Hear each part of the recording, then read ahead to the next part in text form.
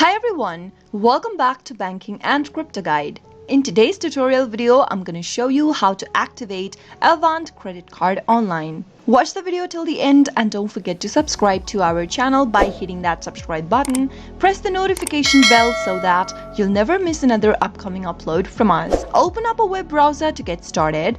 In the web address bar, type in avant.com/activate and press enter on your keyboard. Soon after you hit enter, you'll end up in the page where you can easily activate your new credit card for Avant. Go ahead and enter the information below in order to get started.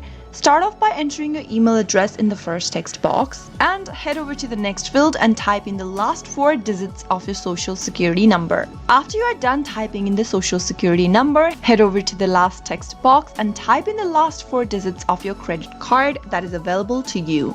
Once you enter all of the information, click the Activate Card option, follow the on-screen prompts till the end, and you'll be able to activate your new credit card for Avant. That's how you can easily activate your Avant credit card online with a few simple steps. I hope the tutorial was helpful to you. If it was, go ahead and give us a thumbs up. I'll be back soon with more videos like this. Thank you for watching.